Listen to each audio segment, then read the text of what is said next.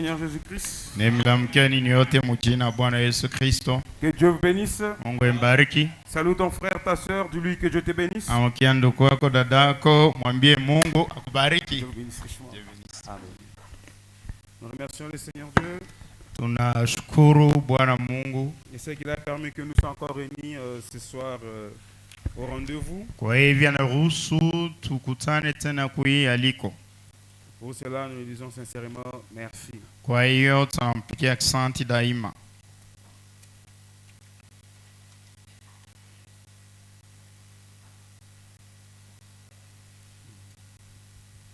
Je vais essayer de chanter Vivant par la foi, numéro 24, crois seulement.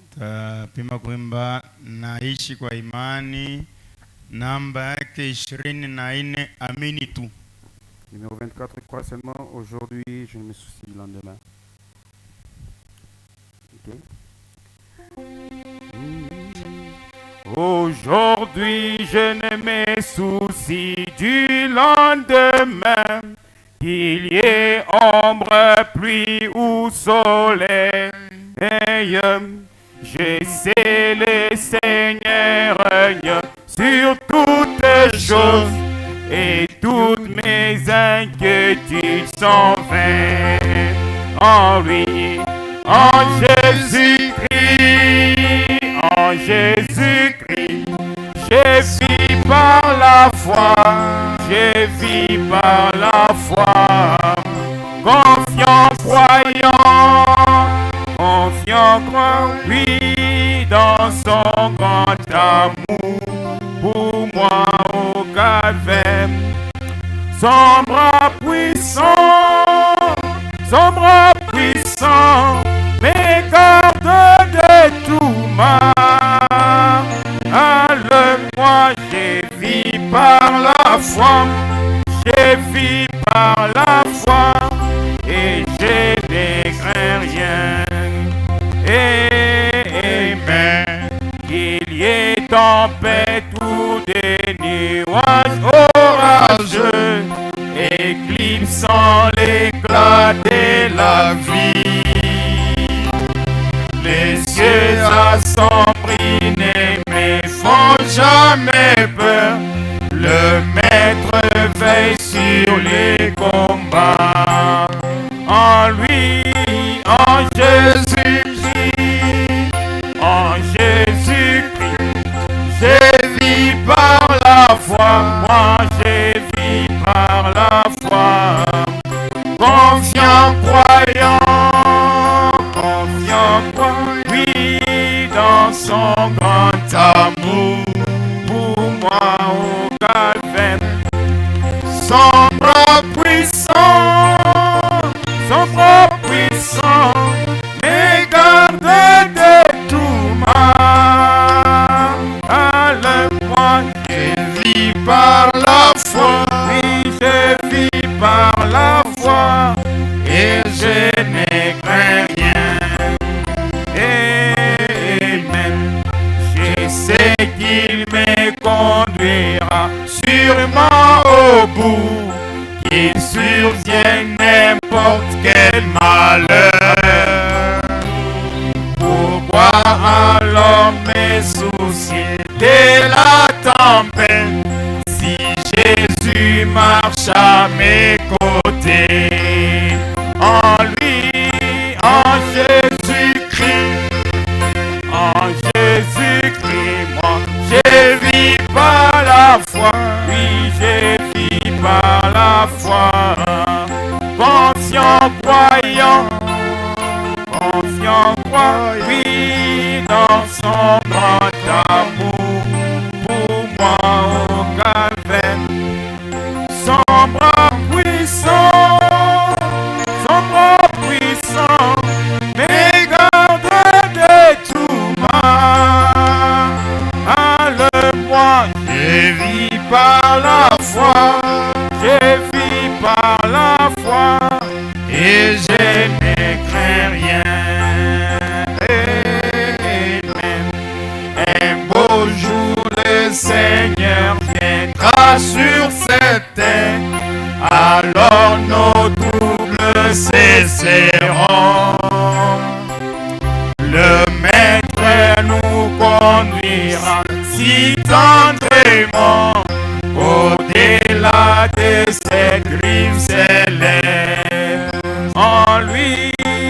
en Jésus-Christ, en Jésus-Christ.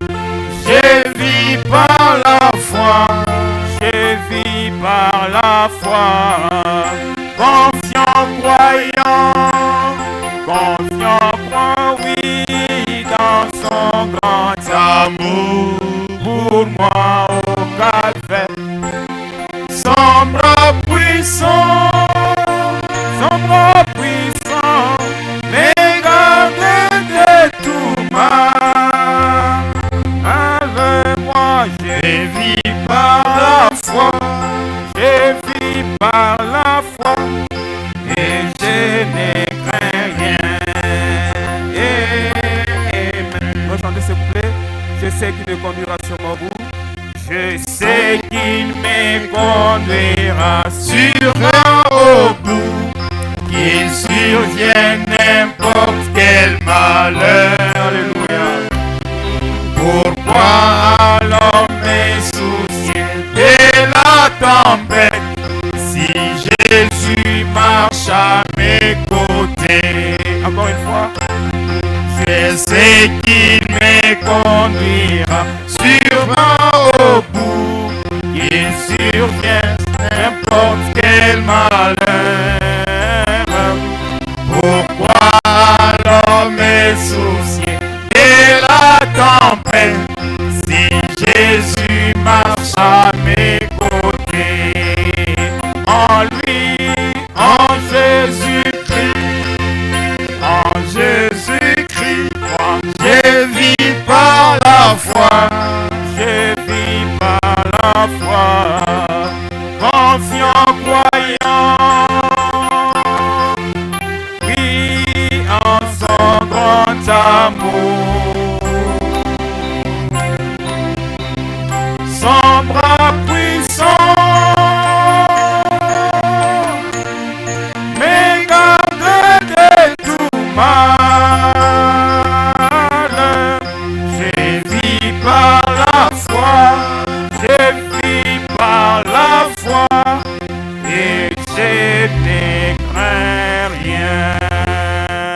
Applaudissons le Seigneur Jésus.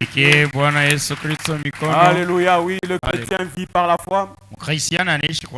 Jésus a dit, heureux ceux qui croiront sans voir. Alléluia. Amen. Béni soit le nom du Seigneur. Nous avons un petit sujet qu'on a intitulé étroite et la porte. Alléluia. Alléluia. Nous allons lire dans Matthieu chapitre 7. Le verset 14, le verset je crois 13 et 14. Je vous prie de vous lever pendant que nous allons lire la parole du Seigneur. Matthieu chapitre 7. Les versets 13 et 14, nous lisons ces paroles du Seigneur Jésus-Christ. Entrez par la porte étroite, car large est la porte, spacieux est le chemin qui mène à la perdition. Et il y en a beaucoup qui entrent par là. Mais étroite est la porte, resserrez le chemin qui mène à la vie. Mais il y en a peu qui le trouvent. Seigneur, bénis ta parole. Laisse que ceci produise en nous le fruit digne de l'évangile. Aide-nous, oh Dieu, à emprunter ces petits chemins. Entrez par cette petite porte, car c'est là où il y a la vie. Accorde-nous de ta grâce, Seigneur, afin que nous soyons la parole de ce jour. Car William Branham dit, les enfants de Dieu qui sont la sémence de Dieu doivent devenir la parole de Dieu pour cet âge-là. wanapaswa kuwa neno la Mungu juu ya ile kizazi. Fais de moi que je sois la parole de ce jour. Unitende niwe neno ya hii kizazi. Accorde-moi de ta grâce, Seigneur. Unipatie kwa neema yako. Alors que ta parole est difficile, Hivi neno ni ngumu, mais avec toi en moi, lakini na wewe ndani tu yangu pourras la vivre. wewe utaishi. Car William Branham dit, Kwani William Branham anasema, recevez le Saint-Esprit. pokea Roho Mtakatifu Et tous ces gens ne peuvent pas là. na vyote bile Le Saint-Esprit les fera en vous. vyote bila mweze kutenda, Roho Mtakatifu atabitenda ndani C'est yenu. pourquoi nous sommes ici ce soir. Kama tuko hapa hii jioni, Pour que tu nous donnes encore cette portion de ton esprit. kwani tupatie sehemu ya Roho C'est que Mtakatifu tu as mis en réserve pour nous ile aujourd'hui. unatuchungia leo hii. Car tous les jours, Seigneur, Kwani kila siku Bwana tu apportes quelque chose pour ton enfant bien-aimé. unatayarisha kila mtoto wako Oh mpendwa Dieu, kitu. mon âme a soif de toi. Nafsi yangu na kiu J'ai nao, grandement besoin de niko toi. lazima nawe Je sana. ne suis pas bon. Sina mwema, Je ne suis pas meilleur. sina Je mzuri, suis indigne. nisitahili. Raison pour laquelle Ndio kwa maana je suis ici ce Niko soir hapa hii jioni, afin que tu me redresses, kwani que tu uninyoloshe, me corriges, unirudishe que tu mwenye, me ramènes, na que unipeleke tu me mwenye, repasses, na unikome, que tu me remplisses, na unijaze, que tu me rendes comme toi. na unifanye sawa. Oh Dieu, je me laisse à Oh toi. Mungu, nilitoa Laisse kwako, que toi-même, Jésus, acha wewe peke Yesu tu puisses faire de moi unifanye ce que tu veux faire. ile unapenda kufanya. Là où William Branham dit, Kwani William Branham anasema, laissez Dieu agir avec vous acha Mungu atende na mwe à sa façon. namna yake, Laissez-le faire. acha atende hivi. Car toi, tu es le potier Kwani wewe kwa et moi, kufumba je suis ile l'argile. na mimi niko ile Oh udongo. Dieu, forme-moi Bwana unitunge à ta manière namna pour yako, que je sois semblable à toi. kwani nifanane na wewe. Accorde-moi ta bénédiction. Wewe chikia unipatie baraka, Guéris le malade, ponya wagonjwa, console les affligés fariji wanyonge, et que ta parole na neno lako trouve de la place en nous. ipate fashi Dans le mioyoni, nom de kwa jina la Jésus-Christ. Yesu Kristo. Amen. Amen. Que Dieu bénisse. Veuillez vous asseoir. Mungu mbariki, mnaweza kuketi. Étroite est la porte. Mlango mwembamba. Amen. Amen. Le mardi, nous avons parlé, Ukanzi mbili tuliyosema, mais la parole de Dieu ne vieillit pas. lakini neno la Mungu haizekake. L'apôtre Paul dit, moi je suis lié, Mtume Paulo anasema niko mfungwa, on m'a lié par des chaînes, wananifunga na minyororo, mais la parole de Dieu ne peut pas être liée. lakini neno la Mungu haiwezi kufungwa Est-ce kama. que vous croyez que la parole de Dieu ne peut pas être liée? Unaamini kusema neno haiwezi kufungwa? Personne ne peut mettre point sur ta vie. Hakuna mtu anaweza kuweka nukta pa maisha yako. Alléluia. Haleluya. Si tu es dans les mains de Jésus, Kama uko mikononi ya Yesu, personne ne peut t'enlever de ses mains. hakuna mtu anaweza kuondosha mikononi yake. Et William Branham dit, Na William Branham anasema, si Satan s'en prend un enfant de Dieu, kama shetani anashambulia mtoto wa Mungu, il se retrouvera avec qui dans ses mains? atajikuta na nani mikononi yake? Jésus-Christ. Yesu Kristo. Est-ce que tu crois cela? Unaamini hiyo? Il se retrouvera avec Jésus dans ses mains. Atajikuta na Yesu mikononi Parce mwake. que ce n'est pas toi qui combat, Bwana na wewe mais unakombana, il combat celui qui est en toi. lakini akombanisho yuko ndani Et yako. celui qui est en toi Yuko ndani est yako plus fort que celui qui est dans le monde. ni wa nguvu kuliko wa dunia, Et il est le Seigneur Jésus-Christ. na yeye ni Bwana Yesu Kristo. Et c'est celui-là que je viens te présenter ce soir. Yeye ndio nakuwa kukuletea hii jioni. Ma parole est faillible, Neno langu inaweza kushinda, mais sa parole est infaillible. lakini neno lake haiwezi kushinda. Mes paroles peuvent diviser. Na maneno langu inaweza kugawanya. Mes paroles peuvent apporter la haine en toi. Neno langu inaweza kuleta chuki ndani Mais sa yako. parole, non, jamais. Neno lake hapana. Sa parole apporte la paix. Neno lake inaleta amani. Sa parole apporte la joie. Neno lake inaleta furaha. Sa parole apporte la guérison. Neno lake inaleta uponyaji. Sa parole apporte la solution à ton Neno problème. lake inaleta jibu kwa mambo yako. Alléluia. Haleluya. Béni soit le nom du Seigneur. Jina la Bwana ibarikiwe. William Branham dit, William Branham anasema, cette phrase étroite, entrez par la porte étroite, hii msemo mwingie kwa mlango mwembamba. Jésus donnait un avertissement sévère aux gens de sa génération. Yesu anaanza kukebesha batu ba kizazi kyake, Il leur a dit, entrez par la porte étroite. akibambia mwingie kwa kamlango kembamba, Car large est la porte, spacieux est le chemin qui mène à la perdition. kwani ile mlango na njia ni mnene, ile napeleka kwa upotevu, Et il y en a beaucoup qui entrent par là. na wengi wanaingia huko. Et Branham dit, Na Branham anasema cette reproche, hii angalisho Jésus le disait, c'était aux gens religieux. Yesu anaanza kuambia watu wa kidini Et ce message na ujumbe n'est pas prêché aux soi-disant que vous appelez dénominationnels entre guillemets. aina yenye kuhubiriwa kwa wale mnaita bamazebu. Comme nous l'avons dit, ce message m'intéresse. Sasa hivi neno nasema hii ujumbe ni yangu, Ce Mungu message alinitumia hayo. est à toi maintenant même. Hii ujumbe Mungu anakutumia wako wewe hapa sasa. Que si je veux parler des dénominations, Kana penda kusenjwa mazebu. je ne verrai pas vous les soi-disant églises dénominationnelles, Sitaona mwewe ni kudita makanisa mazebu. mais je parle des dénominationnels qui sont assis ici maintenant même ce soir. Lakini mimi nasema mazebu yenye kuketi hapa sasa hii jioni. Quelle fait la dénomination, frère David? Na uzebu inafanya nini? La dénomination met des barrières.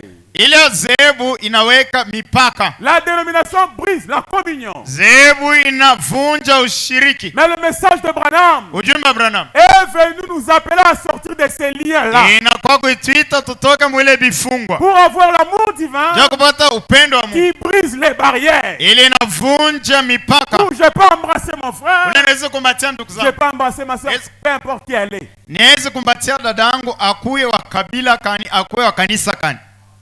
Alléluia. Haleluya. Vous êtes même église, mais vous êtes dénominationnel. Muko ba kanisa moya lakini muko bazebu. Ah, vous pouvez un peu compléter ces bancs ici, s'il vous plaît. Banduku, simunaongeza ako ibiti. Cet endroit ici, je sais pas qui est. Les gens qui sont derrière, veuillez compléter ici, s'il vous plaît. Compléter, vous coupez même l'onction du prédicateur. Vous pouvez vous mettre. Muna chakula bichi. Quand on a vyote bia rouge, mutanja kwa na bichi bia plastique ndio mko kuika. L'ordre de la maison du Seigneur. On a couillé avant, tu t'assois là où tu es. Unakuya, unaikala mukanuni, unapenda pakati ya kra kwa onesha fashi. Non, je vais revenir. Tarudiri hapo. Dans le tabernacle, Mama il skani. y a cet esprit dénominationnel. Huku ile pepo mchafu wa mazebu. Un dénominationnel n'entrera pas au ciel. Wazebu wasitengiaka mbinguni. C'est qui un dénominationnel? Wazebu ni nani? C'est celui qui brise la communion. Ni ule anavunja ushiriki. C'est celui qui ajoute à la parole. Ni ule anaongeza kuneno. C'est celui qui rejette la Ni parole. ule anatupa neno. Alléluia. Haleluya. Et William Branham dit, William Branham anasema, étroite est la porte mwembamba ni njia. et nombreux empruntent le chemin de la perdition. Wengi wanaingia munjia upotevu. Nous verrons cela avec William Branham. Tutaona ile na William Branham. Il dit dans étroite est la porte. Anasema mlango mwembamba. Le prophète Branham dit au paragraphe 57. Nabii Branham anasema mkodi yake 57. Le prophète dit, Nabii anasema hivi. vous voyez, Unaona? lorsque Abraham était assis sous sa tente parce qu'il avait fait un choix, Wakati Ibrahimu alikuwa mwenye kukala chini ya hema yake kwani alifanya uchaguzi. et ce choix est placé devant chaque personne qui est née dans ce monde. Na ile uchaguzi inawekwa mbele ya kila binadamu mwenye kuzaliwa mu hii dunia. Est-ce que vous me suivez? Unanifuata? L'arbre du bien et du mal est placé devant chaque personne. Moti ya bizuri na bibaya ni kuweka mbele ya kila binadamu. Lorsque Lot, son neveu, Wakati Lutu mwipo wake ainsi que les bergers ont commencé à se disputer les terres, na wachungaji wa ng'ombe wakaanja kukokotana majani ya wanyama, Abraham, étant un homme juste, leur dit Ibrahimu mwenye kuwa mtu mwenye haki akiwaambia, qu'il n'y ait pas de dispute entre nous. ushike makokotano kati yetu, Choisis simplement ton chemin. chakua tu njia yako. Chaque croyant, Kila mwaminifu à un moment donné de sa vie, wakati fulani ya maisha yake est confronté à un tel choix. yeye atafika mbele ya hii uchaguzi, Et ce choix est devant vous ce soir. na hii uchaguzi iko mbele yako hii jioni, Il est devant moi ce soir. iko mbele yangu hii jioni. Alléluia. Haleluya. Ne dis pas j'ai été sauvé. So mimi nishakokolewa. Ne dis pas je viens à l'église. Useme na kwa kanisa. Ne dis pas j'écoute ces choses. Useme mimi nashikaka hivi. William Branham dit, Yambra maana sema. Muntu leo Roho Mtakatifu ndani mwake, Chaque personne qui a le Saint-Esprit en elle, kila mara anasikia neno la Mungu, chaque fois qu'il entend la parole de Dieu, atajiona saa ashina tana Roho Mtakatifu. et va se voir, c'est comme s'il n'a jamais eu même le Saint-Esprit. Parce qu'on n'a pas ujazwe na Roho Mtakatifu. Parce qu'il faut que tu sois rempli du Mais Saint-Esprit. si tu es arrogant devant la parole, Kama wewe kwa majivuno mbele ya neno, pour dire j'ai été sauvé, donc ça mimi nishakokolewa. j'ai prophétisé, Nilitabiri, j'ai vu des visions, naona maonyo, j'ai fait des miracles, nafanya miujiza, ou bien je prêche, wala nahubiri, tu es perdu. wewe unachopotea. Un vrai enfant de Dieu, Mtoto Mungu wa c'est kweli celui qui brise ses genoux tous les jours par la repentance. ni yule anakunja magoti yake kila siku kupitia kutubu. Un enfant de Dieu se répand chaque jour. Mtoto wa Mungu anatubwaka kila siku. Parce que chaque jour nous tombons, nous rétrogradons. Kwani kila siku tunaanguka tunarudi Tu nyuma. es appelé à se repentir chaque jour. Wewe unaitwa utubu kila siku. Et ce chemin-là est devant toi. Na ile njia iko mbele C'est zako. à toi de faire maintenant le choix. Ni kwako wewe sasa ufanye uchaguzi.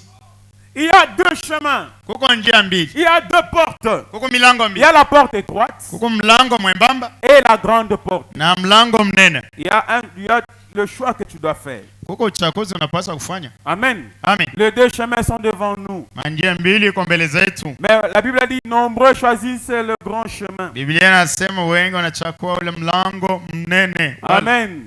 Amen. C'est un chemin qui attire. Kwani ni ile njia inavuta watu. C'est un chemin où il y a de bonnes choses de ce monde. Ni njia iko vitu vizuri vya hii dunia. Et nombreux empruntent ce chemin. Wengi wanaingiaka mwa ile njia. Mais William Branham dit ceci. William Branham anasema kazi. Nous allons voir le choix d'Abraham Tutaona uchaguzi ya Ibrahim et le choix de Lot. na uchaguzi ya Lutu. Branham dit, Branham anasema Lot ne pensait pas qu'il rétrograderait. Yesu kwanje kuzani mawazo yake kama ataregea muimani. Mais il s'est mis à regarder en direction de Sodome. Yeye anasimama anaanza kuangalia kungambo ya Sodom. Où les choses étaient faciles. Kule vitu vilikuwa easy. Et bien de fois, Mara mingi nous regardons au chemin facile. tunaangalia pako njia yenye kuwa mwepesi. Oh, je vais adhérer à telle église. Mitaenda mkanisa bifulani. Et vous voyez, Na munaona personne ne dira rien contre cela. hakuna mtu atasema kinyume na ile. Personne ne dira rien contre cela. Hakuna mtu atasema kinyume na ile. Parce que c'est la plus grande église de la ville. Kwani ni kanisa mnene ya mumuji. Branham dit le chemin facile. Branham anasema njia mwepesi. Bien des fois nous les suivons Mara mengi tunaifuata. alors que nous sommes dans l'erreur. Hivi tuko mkosa. Alléluia. Haleluya. Nous aimons la facilité. Tunapenda vitu vyepesi. Je vais aller dans telle église. Tenda mwa kanisa. Comme Branham l'a dit. Sasa Branham anasema. Parce qu'il y a beaucoup de membres. Kwani kuko bamemba bengi. Parce que les gens s'habillent bien. Kwani batu banavaa mzuri. Parce qu'il y a de belles voitures dehors. Ukiende magari ko nyingi nje. Branham dit, Branham anasema. l'autre a regardé en direction de Sodome. Lutu anaangalia ngambo Sodom. Où il y avait les choses qui brillaient. Ule kwa vitu binangara. Et la tendance de l'homme aujourd'hui, Na hali ya mtu leo. il est attiré vers ce qui brille. Yana kokotwa kwa vitu binangara. Mais Dieu n'est pas dans ce qui brille. Mungu ana ndani ya bile Mais Dieu est dans sa Mungu parole. yuko ndani ya neno lake. Où est-ce que Jésus était né? Yesu alizaliwa Dans une crèche. muchumba ya nyama. Il y avait les animaux. Mkoa Il y nyama. avait les caca des bêtes. Mkoa Mais mavi ya c'est nyama. là qu'il est né. Chokole alizaliwa. Si on vous dit que c'est là où il y a Jéhovah, Kama nakwambia njoo kuku Yehova. tu vas nier. Au taka. Il te faut la révélation. Inakupasa ufunuo. Et Dieu est là où il y a la révélation. Mungu yuko pale peko ufunuo. Oh non, je vais aller dans telle église. Tenda mukanisa fulani. Parce qu'on ne va pas parler contre telle chose. Oh bo abasemake ma vie privée ya bantu. Oh, il ne doit pas m'envoyer ma mèche. On dira pas ça au mwe mesh. On prêche, on condamne le mèche ici. Bana hukumu mesh hapa. On condamne les hauts talents. Bana hukumu virato On virefu. condamne la mondanité. Bana hukumu kidunia. On condamne Bana l'adultère, hukumu usharati. l'impudicité, Uzini. le commérage. Ukabwa. Alors tu quittes cette église Unatoka hii kanisa. pour aller dans l'église où on ne parlera pas contre ces choses. Jo kwenda kanisa kule uko uhuru abatasema ile bubaya bwako. C'est ce que nombreux nous faisons. Je wengi tunafanya. Nous aimons partir où on va couvrir nos péchés. Tunapenda kwenda pale pale batafinika mazambi Mais yetu. à ce moment-là, on tue nos âmes. Mwile wakati banaoa manafsi yetu. La Bible dit, Biblia inasema il est avantageux d'entrer dans le royaume des cieux avec un œil yo inanipaswa niingie mfalme wa Mungu na richo moyo. qu'avoir tous les deux yeux et rester. Pali pa kuwa na macho mbili na kubaki. Jésus a dit, Yesu alisema si ta main est pour toi une occasion de chute, kama mkono wako inakuwa ni kikwazo, arrache-le et jette-le. kata na utupe Vaut mbali. mieux entrer manchon dans le royaume Inakupaswa ingie kipande ya mkono mu et ufalme. d'avoir tous les deux mains et rester. Pali pa kuwa na mikono yote mbili na kubaki. Toute chose qui est obstacle pour toi pour le royaume des cieux. Yote binakuwa kizuizo njia kwa mfalme wa C'est Mungu. ça la main que tu dois couper et jeter. Jo mkono unapaswa ukate na utupe. Mes frères et sœurs, Bantu unabadala. la vraie beauté, Urembo wa kweli c'est le Saint-Esprit en ni toi. Roho Mtakatifu ndani yako. Toutes choses de ce monde passeront. Yote vya hii dunia vitapita. Tous ces pommes que tu peux pas pita. Hata kama unalipamba pamba miaka shinenda na kuongezeka, angalau uso wako vile irikui. Na hapa sasa Regardez à la parole. Angalia kuneno. Réjouissez-vous de la parole. Furahi na neno. Réjouissez-vous de l'eau précieuse que vous avez. Furahi na hii mateso mko nayo. Le Seigneur Jésus-Christ. Bwana Yesu Kristo. Même si vous marchez sans habits. Hata kama unatembea bila mavazi. Même si les habits n'akuisha. Hata kama banakuya se udad eko pa moka jese ya kaka mwaka kila siku. Mais si tu as Jésus. Kama uko na Yesu. Réjouis-toi. Furahi. Ma soeur, même si tu manques les pains à manger. Dada tunapusa mkata kule. Même si tu continues à mendier même les bunga. Hata unaendelea kuomba hata kasipaka unga. Mais si tu as Jésus-Christ. Kama uko na Yesu Kristo. Réjouis-toi. Furahi. Alléluia. Alléluia. Parce que l'un de ces jours nous mourrons tous. Kwani moja ya hii siku tutafariki sisi wote. Et si on met là-bas les cadavres d'un riche et d'un pauvre, c'est la même chose. Kama banabeba maskini anakufa na mtajiri anakufa, shanduko ya mtajiri haitakuwa sahi kanisa pa. Shebo tutakuwa 1m70. Effectivement. Mais celui qui est mort en Christ, lakini yule anakufa kati ya Kristo, il va ressusciter. Yeye eko na tumaini ya kusaa atafufuka. Mais aujourd'hui, leo hii pour mourir en Christ, ya kufa ndani ya il Kristo, faut faire un choix. tunapaswa kufanya C'est uchaguzi. entrer par cette porte étroite. Ni kuingia kwa hii mlango mwembamba. C'est un chemin difficile. Ni njia nguvu. Mais il n'y a que les courageux qui Ni l'empruntent. paka bahodari bale banaingia. Alléluia. Alléluia. Oh mes bien-aimés frères et sœurs, Bapendwa bandugu na si tu baba, vois quelqu'un sur ce chemin, kama unaona mtu muinji c'est pas dire qu'il est parfait. anakosema yeye ni mkamilifu, Non, il a aussi ses faiblesses. na yeko na maudhaifu Il yake, a aussi ses manquements. na yeko na makosa Mais il yake, persévère. lakini inadumu. Alléluia. Alléluia. Et William Branham continue. William Branham anaendelea, Il dit, anasema souvenez-vous, mkumbuke le chemin facile, njia mwepesi, bien des fois nous les suivons mara mingi tunaifuata alors que nous sommes dans l'erreur. hivi, tuko mkosa. Oh, viens dans notre église, Kwa mkanisa yetu tu seras guéri. utapona, Viens dans notre église, kwa mkanisa yetu tu auras l'argent. utapata pesa. Viens dans notre église, Kwa mkanisa c'est faux. ibongo, Mais je t'invite, viens dans notre église. mimi nakualika mkanisa yetu, Tu vas passer par Gethsemane. wewe utapitia kwa Gethsemane. Il n'y a pas de victoire sans Gethsemane. Hakuna ushindaji bila Gethsemane. Il n'y a pas d'enlèvement sans Gethsemane. Hakuna kunyanyuliwa bila Gethsemane. Chaque enfant de Dieu doit passer par Gethsemane. Kila mtoto wote wa Mungu anapaswa kupita Tu Gethsemane. viens à Christ, Unakuwa kwa Kristo, tu vas passer par Gethsemane. utapita kwa Gethsemane. Amen. Amen. Le chemin facile. Njia mpepelo. Madame dit, souvenez-vous, Brahma anasema mkumbuke, si vous suivez Christ, kama mnafuata Kristo, les gens vous haïront. batu batemichukia, Car tous ceux qui vivent pieusement en Jésus-Christ, kwani bote banaishi mutawi ndani ya Yesu Madame dit, Kristo. seront persécutés. Brahma anasema watateseka.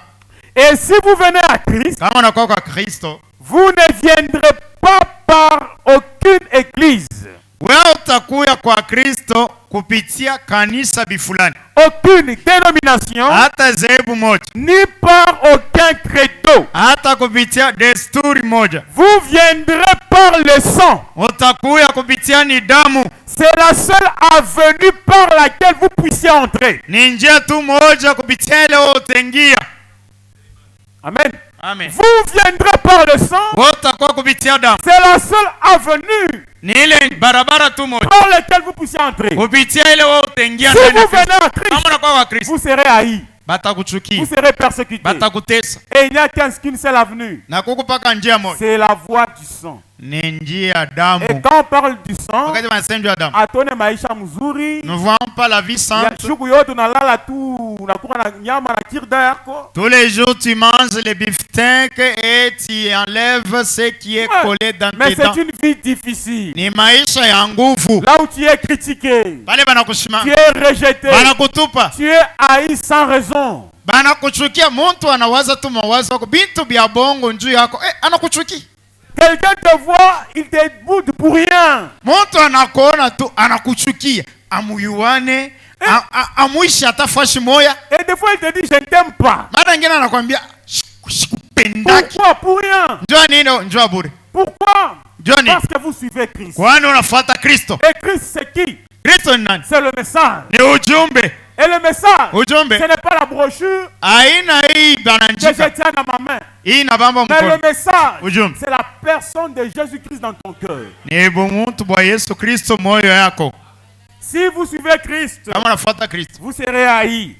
batakuchukia. Et William Branham dit, Na William Branham anasema, et si vous venez à Christ, kama unakuwa kwa vous Kristo, ne viendrez par aucune église, wewe utakuya kupitia kanisa, aucun credo, hata desturi, aucune dénomination, hata zebu. aucune église n'amène au ciel, Hakuna hata kanisa moja itakupeleka kwa mbingu. aucune dénomination n'amène au ciel. Hakuna zebu moja itakupeleka kwa mbingu. Laissez-moi vous dire, Acha nikwambie. même unité tabernacle ne t'amènera pas au ciel. Hata moja maskani haitakupeleka kwa mbingu. Alléluia. Amen. Pierre Moutomba ne t'amènera pas au ciel. Yeye mtu ambaye atakupeleka kwa mbingu. Moi, je ne t'amènerai pas au ciel. Mimi sitakupeleka kwa Mais mbingu. pour que tu portes au ciel, Na uende kwa mbingu. il n'y a qu'une seule voie, Mpaka njia c'est moja. la voie du sang. Ni njia ya damu.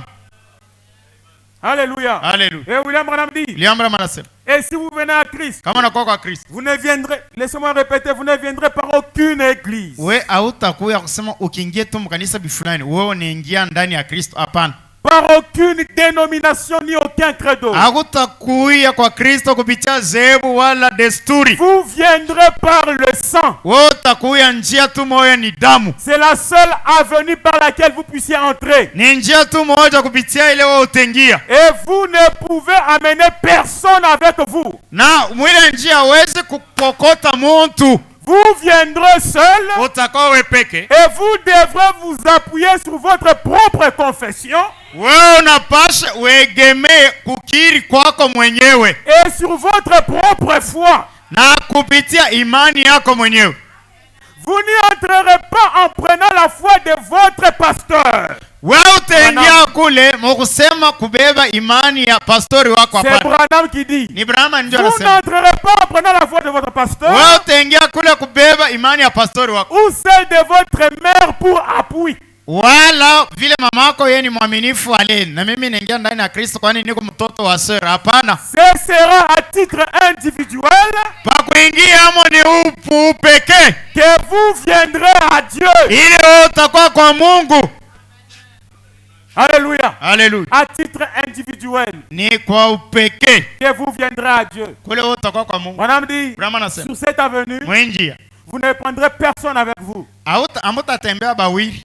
Non, Hapana. tu viendras seul. Utakuwa wewe peke. Amen. Amen. Vous viendrez seul et vous devrez vous appuyer sur votre propre confession. Wewe utakuwa peke na utategemea na ile maisha yako binafsi wewe peke. Ile wewe mwao unaonjwa na Mungu. Ta propre foi. Imani yako.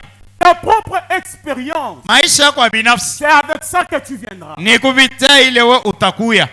Amen. Amen. Brahma Tu ne viendras pas avec la foi du pasteur comme appui. wewe utakuwa na imani ya pastor sawa kiegemee. Non, jamais. Hapana. Même William Branham, Hata William il Branham nous a montré le chemin anatuonesha qui njia. est Jésus-Christ. Yenye kwa Mais Yesu à un Kristo. certain moment, Wakati fulani dans la vision de Tony Isabelle, muonyo wa Tony il Isabelle dit à ce niveau ici, muia tu je m'arrête là. nashimamia pa. Toi aussi continue avec ta propre confession. Wewe na uendelea na maisha yako binafsi na kukiri kwako mwenyewe. Ta propre expérience. Maisha yako binafsi. L'expérience de Pierre Moutomba ne t'amènera pas au ciel. Maisha ya binafsi ya Pierre Moutomba haitakufikisha kumbingu. L'expérience de ta maman ne t'amènera pas au ciel. Maisha ya binafsi ya mama yako haitakupeleka Tu kumbingu. dois chercher ta propre expérience avec Dieu. Unapaswa utafute maisha yako binafsi wewe peke na Mungu. Oh non, mon papa est très spirituel. Babangu akiseme tu mate tu hata inakuendea unasikia chair de poule. C'est comme certains qui aiment imiter Moutomba. Sasa wengine wanapenda kufuatisha Moutomba. Des fois, vous êtes ignorant. Mara nyingine haujui kitu. Laissez-moi vous dire, frère, Acha nous sommes niambie. dans la famille, c'est chez nous. Tuko mjamaa tuko kwetu. Le nouveau Dieu est arrivé avec cet homme-là.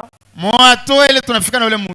Des fois, nous regardons la gloire de Joseph, Mara nyingine tunaangalia utukufu wa Yusufu. mais nous ne savons pas par où Joseph est passé.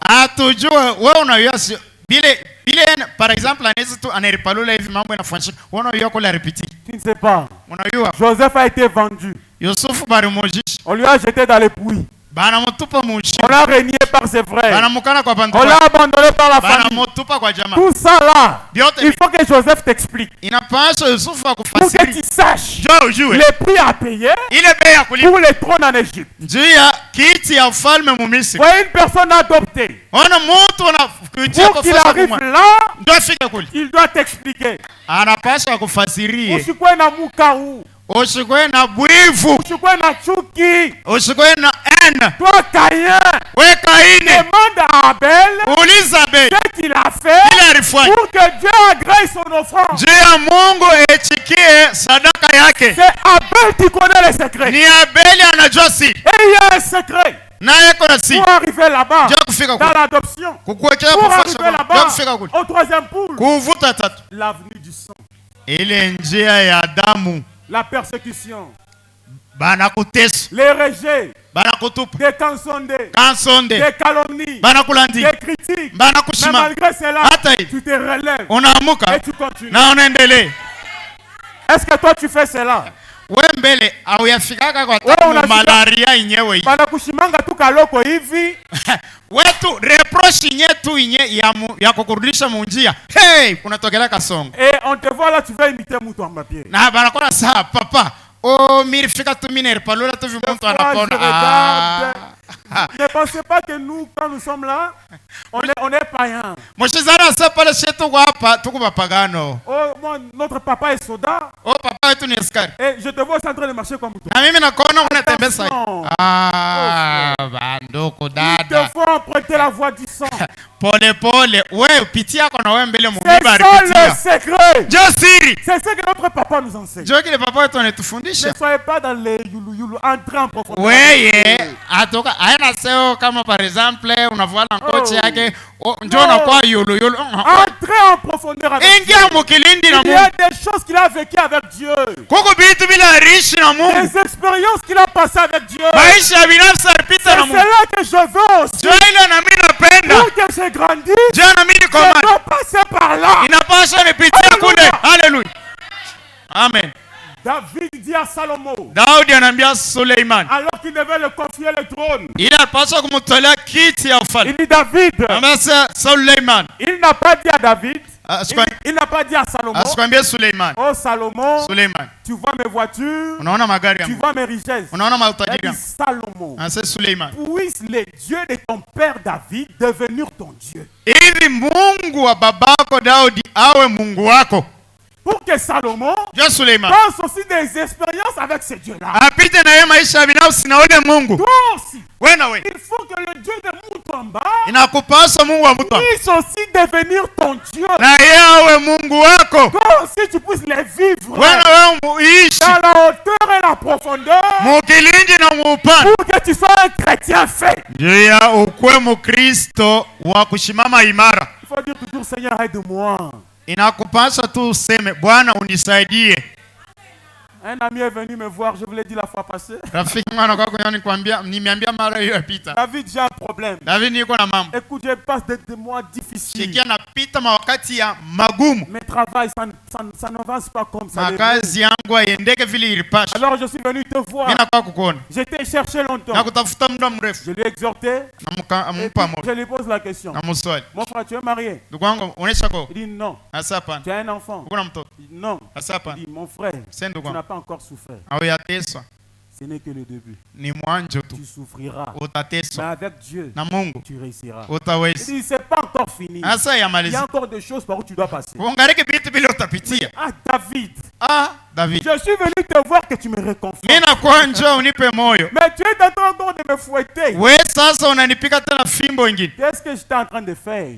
Nianza kufanya. Je lui montrais l'avenue par où il faut passer. Nianza kumuonesha barabara ile alipaswa kupitia. C'est l'avenue du sang. Ile barabara ya damu. Je ne vous fais pas peur. Mais Simiongopeshi. je vous dis la vérité. Nimeambia ukweli. Il y a Amen. kwa Kristo, Venir à Christ, haina maisha teketeke. ce n'est pas une vie facile. Maisha ki Kristo La vie chrétienne, ni kuandire bintu. c'est endurer les histoires. Yesu Kristo mwenyewe kwa Mungu, Jésus étant Dieu, pour qu'il puisse vaincre, njoo win. il a enduré Anaechikia bintu. des critiques, Banamushimanga. des calomnies. Banamulandi. On lui a fouetté, Banampika on fimbo. lui a rejeté. Banamutu. Toi aussi, Wewe tu we. dois endurer cela. Unapaswa na wewe C'est uchikie. ça le christianisme. Njoo chrétien. Jésus avait raison, Yesu alikuwa mais anasema. il a accepté de perdre la raison. Ye anaechikia bamuvule manguo ye kiana wa 33 ans echikie tu. Ouais. Mais nous, des fois, nous ne voulons jamais perdre la raison. Je kama niko tu na sheria siwezi kuipotesha hata. Il y a toujours ce moi-là. koko paka Dieu Moi. atani sentir. Moi. Ah. Le moi, mon frère, ma soeur, va t'amener en enfer. Ouais, ile mwezi ni mwezi ya janvier itakupeleka Comme ujana. Christ accepte des fois de perdre la raison Ça, pour le Christ salut de ton âme. Anaitikia kupotesha mapasho yake ndio okovu wa nafsi yake. Il était innocent, Yesu kwa bila mais s'est sababu rendu coupable. anajifanya mwenye makosa. Il était sans péché, Alikuwa bila mais il est dhambi. devenu péché. Anakuwa dhambi. Il était béni, Alibarikiwa. mais il est devenu malédiction Anakuya malana à cause de moi et toi. kwa ajili yako na mimi. Pour que nous puissions vaincre, Njoo tuwini. il n'y a qu'une seule voie, Koko paka njia moja. qu'une seule avenue. Na barabara C'est moja. cette avenue que le Christ a empruntée. Ile barabara Yesu Kristo alifata. C'est une route ensanglantée. Ni ile njia yenye kuwa na damu. Et il y a une personne qui a laissé ses traces de sang. Hakuna mtu aracha matoa yake damu. Cette personne l'unique qui a laissé les traces de sang, c'est Jésus-Christ. Moja wala aracha mwile njia matoa damu ni Yesu Kristo. Il est le premier à passer par là. Yenjo wa kwanza kupitia Et kule il njia. m'appelle aussi à passer Na par là. ananiita na mimi pitia kule. Pour qu'un de ces jours, je sois couronné. Ndio moja ya siku Mais Seigneur, nipiliwe taji. aide-moi. Na Bwana unisaidie. Donne-moi le courage. Unipe hodari. Pour que dans ces chemins, Ndio mwinji. par cette porte ici, Kupitia njia. que je puisse réussir. Niweze. Seigneur, sans toi, Bwana bila je wewe ne saurais pas. sitaweza. Aide-moi, Seigneur, Unisaidie, que Bwana. je passe par ces chemins. Nipitie kwa hii njia. Oh Seigneur Jésus, Oh Bwana Yesu je Kristo. n'ai déjà rien vécu. Oh Il shiaishiki. y a des choses qui m'attendent, Kuko vitu vinanichoma. des difficultés qui m'attendent. Magumu inanichoma. Mais ce que je demande, Kile naomba. Seigneur, aide-moi. Bwana unisaidie. Pour que dans les jours à venir, Ndio masiku ijayo. s'il y a un lendemain, Kama kuko kesho ne yake. me laisse pas. Ushinyati. Tiens-moi la main Unikamate et mkono. aide-moi à marcher Na unisaidie nitembee. jusqu'au bout. Tina kwa mwisho. C'est ça la prière d'un chrétien. Ndio maombi ya Mkristiani. Alléluia. Alléluia. Que Dieu m'aide. Mungu anisaidie. Seigneur, aide-moi. Bwana unisaidie. Seigneur, aide-moi. Bwana unisaidie ko.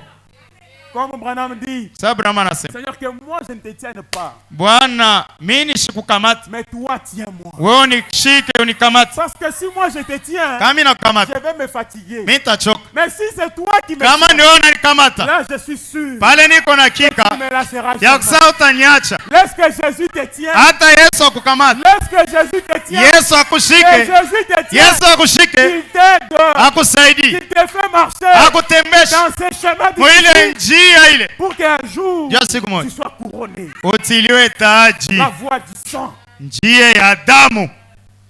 c'est ce chemin étroit. Ye njia mwembamba. Alléluia. Haleluya. William Branham nous dit, William Branham anasema, souvenez-vous, mkumbuke.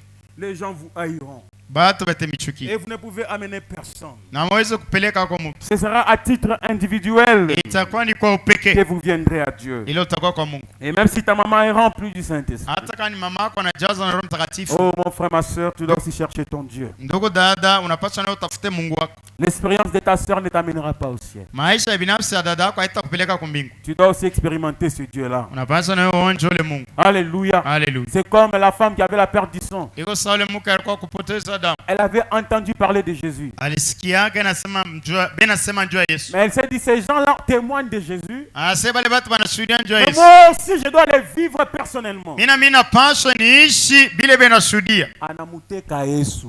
Et la femme s'est tenue en embuscade en attendant le passage de Jésus. Na wewe ufo unajua namuna kumuteka Yesu. Toi aussi, tu dois te tenir en embuscade pour le surprendre Jésus. Anasema Yesu atapitia hapa. Et elle s'est dit en elle-même que Jésus devait passer par Na ici. wakati atapita, mitamukuza tu kunchongo ya nganjo na mitapona. Et quand il passera par ici, je toucherai uniquement le pan de sa robe et je serai guéri. Et il est le même Jésus ce soir. Na iko sasa Yesu John. Tu peux te tenir en embuscade maintenant, mais Unaweza na kusimama hapo na alors mfichama. que Jésus est en train de passer par la parole Pale Yesu anapita ni kupitia neno. et par la main de la foi, Na kupitia mkono wa tu dis imani. Seigneur, je te touche Unasema Bwana et que ma anakukamata. maladie puisse partir. Na magonjwa yangu yende. Et il doit le faire maintenant. même. Anapaswa tena pa sasa. Jésus passait Yesu anaanza kupita. et il a touché le pan de la robe. Anaangalia paka mubwingi ya bantu mule, anagusa tu chongo ya nkanzu ya Et Yesu. Jésus dit, une vertu est sortie de moi. Yesu anasema nani ananigusa? Nguvu inatoka ndani yangu. Mais Pierre dit, mais tout le monde te touche. Petro anasema Bwana, batu bote banakugusa. William Branham dit, William Branham anasema c'était l'approche de la femme vers Jésus. La façon dont ton attitude vis-à-vis de la parole peut déterminer si tu recevras ce que tu as besoin ou pas. C'est l'attitude de la femme et sa foi qui a tiré la guérison. C'est ton attitude vis-à-vis de la parole qui va attirer ta guérison. Ou même le pardon, ou même la consolation. Tiens-toi en embuscade des pièges, le Seigneur Jésus. Il est la parole. Il ne ment pas. Il y a une chose qui ne peut jamais mentir. Ce n'est de ne pas tenir sa parole. Amen. Amen. Vous devez l'expérimenter. Considérons Philippe et Nathanaël.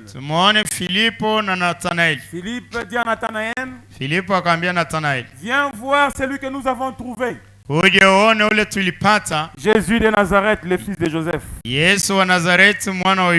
Nathanaël dit, de Nazareth. Peut-il sortir quelque chose de bon? Philippe lui dit, je t'épargne les discussions inutiles. Mais viens et vois. À un certain moment, il te faut voir toi-même. Le Dieu qu'on a tant prêché. Le Dieu que tu entends dans des témoignages. Jonathan passe, il témoigne son expérience. Il dit, je vois la colonne de feu sortir dans Pierre Mutuamba. Et cela est entré en moi. Sylvie Masengo témoigne. Je vois par exemple Pierre Mutuamba se condenser, devenir une lumière. Et il est entré en moi. Chama passe, elle témoigne.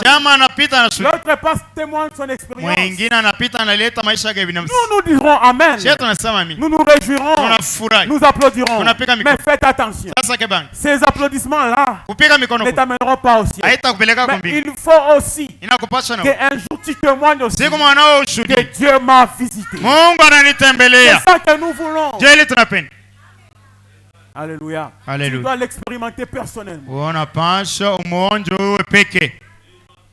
Alléluia. Béni soit le nom du Seigneur. Et Branham dit ceci. Souvenez-vous. Ce sera à titre individuel que vous viendrez à Dieu. Et bien des fois, nous faisons de ces choix insensés. Mais pourtant, nous devons faire le bon choix. Parce que nous aimons les choses qui brillent. Nous voulons toujours qu'on puisse lancer des éloges sur nous. Nous voulons seulement qu'on puisse parler en bien pour nous, de nous. Mais jamais, mon frère. Ne cherche pas qu'on puisse chercher chaque fois à lancer des éloges sur toi. Mais vérifie bien ta vie si tu es aimé par tout le monde. Quelque part, tu n'es pas encore entré en Christ. Parce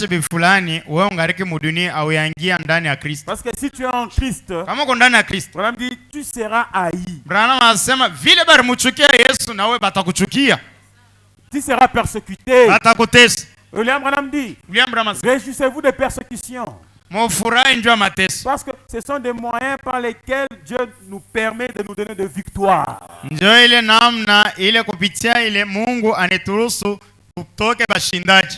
Parce que le malheur atteint souvent les justes.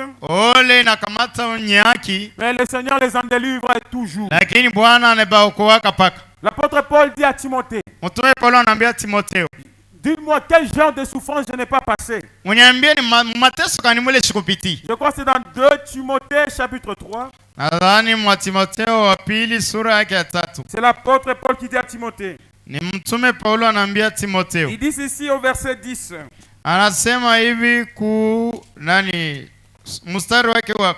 Il dit Timothée, pour toi, tu as suivi de près mon enseignement, ma conduite, mes résolutions, ma foi, ma douceur, ma charité, ma constance. Mon Christ, c'est celui qui est constant. Un chrétien ni ule eko imara. Il est constant même dans ses résolutions.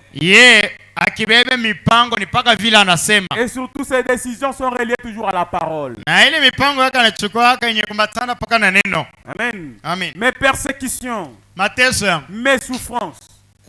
Mateso yangu. Il dit, à quelle souffrance n'ai-je pas été exposé à Antioche? Asema ni kumateso kani ili yomishi kulitolewa ku Antioche. À Icône. Ku Ikonia. Même à Lystre. Hata ku Lystre. Quelle persécution n'ai-je pas supporté?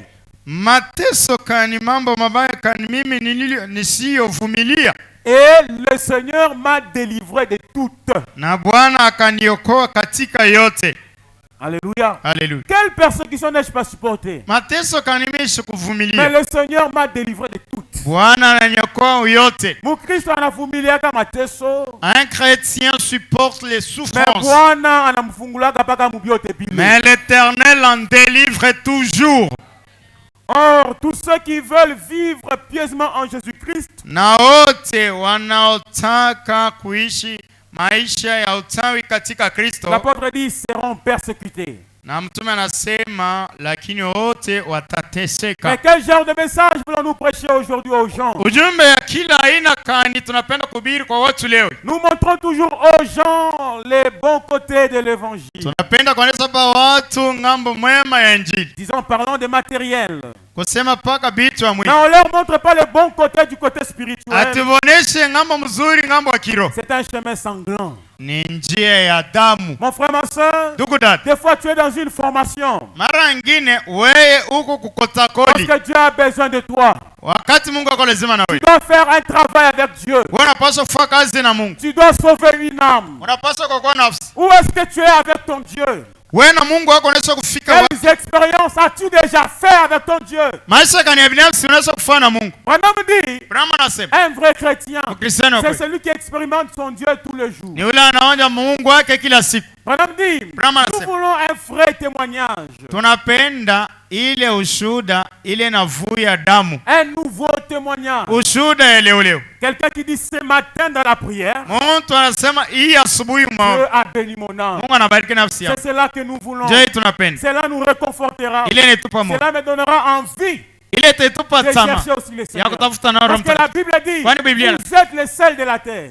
Mwamuko chumvi ya Mais ulimwengu. si le sel perdait sa saveur, Kama ile chumvi inapotesha onjo yake. avec quoi la redonnera-t-il? Na ni kitu kani kitaipatia C'est ile nous qui onjo. sommes les sels de la terre. Chenjo benye kwa chumvi ya Nous ulimwengu. devons être salés Tunapaswa kuwa na chumvi. et que notre saveur Na ile onjo yetu puisse donner envie aux païens d'être comme nous. ilete tamaa kwa wapagano betu fanani. Madame dit la saveur, Branham anasema onjo c'est la vie de Christ. maisha ya Kristo. Nous devons être comme Christ. Tunapaswa kuwa sa Kristo. Parler comme Christ. Kusema sawa Kristo. Penser comme Christ. Kuwaza sawa Kristo. Agir comme Christ. Kutenda sawa Kristo. L'humilité comme Christ. Unyenyekevu sawa Kristo. Aimer comme Christ. Kupenda sawa Kristo. Mais où sont ces choses aujourd'hui? Ile vitu biko wapi leo? Nous sommes arrogants. Tuko Nous majivuno. sommes méchants. Tuko wabaya. Il n'y a plus la douceur. Hakuna upole. Mais pourquoi? Kwa nini? Parce que l'école d'Aka est entrée dans les camps. Kwani ile madini ya kani inaingia mukampo. Mais au milieu des enfants d'Israël, Mukati ya wana wa il y a Israeli. les vrais enfants de Dieu. Huko watoto wa Mungu wa kweli. Même maintenant où je parle, Hata hapa nasema. il y a les vrais enfants de Dieu Huko watoto wa Mungu wa qui kweli. prendront cette parole, Batabeba ine. qui feront de cette parole leur vie. Bataifanya neno kwa maisha yao.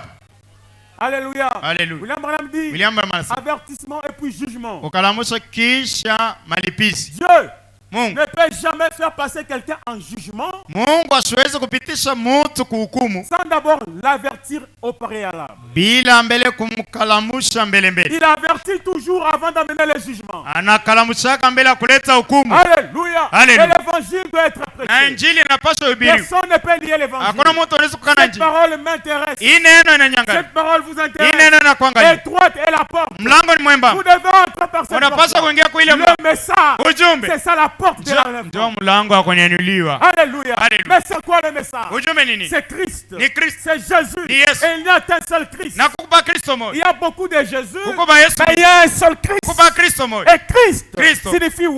Ni msemo Et pagani. one Kupagani. de l'esprit Ni roho. de son esprit. Na roho Et yake. on devient chrétien Na tunakuwa quand on bakristo. reçoit Christ. Wakati tunapokea Le Kristo. Saint-Esprit. Roho Mtakatifu. Et Christ, Na Kristo. ce n'est pas la prophétie. Haina Ce unabii. n'est pas les miracles. Haina Ce miujiza. n'est pas les visions. Haina maono. Alléluia. Alléluia. Ce n'est pas les prodiges. Haina Mais mishangaji. Christ, Christ. c'est une personne. Ni bumuntu. C'est Jésus lui-même. Bwana Yesu Kristo. En toi. Ndani yako. Il te fait faire sa volonté. Anakufanyisha mapenzi yake. Tu as envie de haïr. Unapenda Tu ne uchuki. peux pas haïr. Hawezi Tu kuchukia. as envie d'insulter. Unapenda Mais tu ne kutukana. peux pas le faire. Hawezi kufanya. Parce que Christ est en toi. Kwani Kristo yuko ndani yako. Et si Christ est en toi, Kama Kristo yuko il ndani. te fera faire sa volonté. Ye atakufanyisha mapenzi Mon yake. frère, Christ est une personne. Ndugu, Kristo ni Et mtu. il est réel. Ni wa kweli. J'ai soif de lui tous les jours. Natamani yeye kila siku. Moi qui vous parle, Mi hapa ni c'est mimi. comme si je n'ai jamais eu le Saint-Esprit. Eosa shapataka Roho Mtakatifu. Parce que j'ai tellement soif de lui. Kwani kuna tamaa naye. Quand je regarde ma vie, Wakati naangalia maisha. je la compare à la parole. Nailinganisha kunena. Je la compare au message, Nailinganisha kwa à ujumbe. la parole écrite, Kuneno yenye kwa au njia. message parlé. Ujumbe ni Je dis, kusema. Seigneur, Ase Bwana. je suis encore au début. Ha, mie shafika hata ningariki kucrash. Aide-moi, Seigneur, Bwana unisaidie. que je puisse continuer. Niendelee. Et le jour où j'arriverai, Siku ile itafika. ça ne sera pas à mon vivant, Haitakuwa wakati mais mitaishi. ce sera le jour de ma transformation. Itakuwa siku ya mabadiliko. Le jour où j'aurai le corps semblable à lui. Siku ile itapata mwili yenye kufanana Parce naye. que la Bible dit, Kwani Biblia inasema, vous qui vivez pieusement en Jésus-Christ, wale wanaishi na utawi ndani ya Yesu il Kristo. dit cela dans le livre de Pierre. Anasema ile mu kitabu ya Petro. Celui qui vous a appelé Ule alimita. à sa gloire, Kwa utukufu yake. il vous perfectionnera lui-même.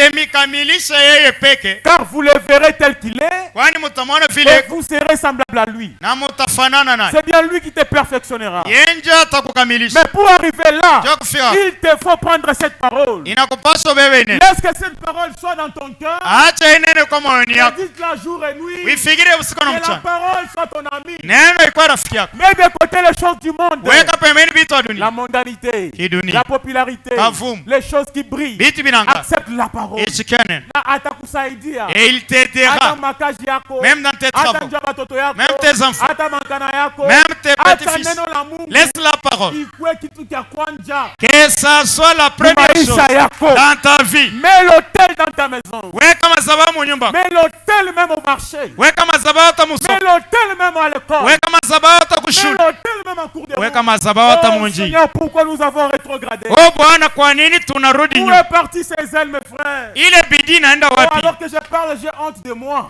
Hapa mimi nasema mimi narishikia hai. Oh, que Dieu me redonne ces ailes. Yo, Mungu anipatie kwa bidii kupita hata ba madhehebu. Si je parle d'une autre personne, Kama nasema ndio mtu mwingine. il dira, oh non, on a kunitaya kushare. Acha nijitaye. Utasema sasa ngaraka kapeti na kwa kanazobela kanaanza kunitaya tena kumimbani. Laissez-moi me citer moi. Acha mimi mwa Il y niritaye avait un yeko. certain moment, Kulikuwa wakati moya j'aimais trop le Seigneur. Mais nilipendaka cet Bwana. amour a refroidi. Hii upendo inapola.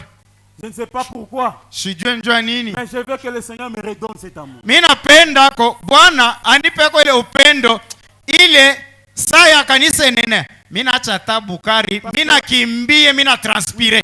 Parce que Branham dit, au début de votre expérience spirituelle avec Dieu, Brahma anasema kumwanja wa maisha yenu ya binafsi na Mungu. Branham dit, tout est doux pour vous. Brahma anasema biote ni bipole njuu yenu. Tout c'est calme.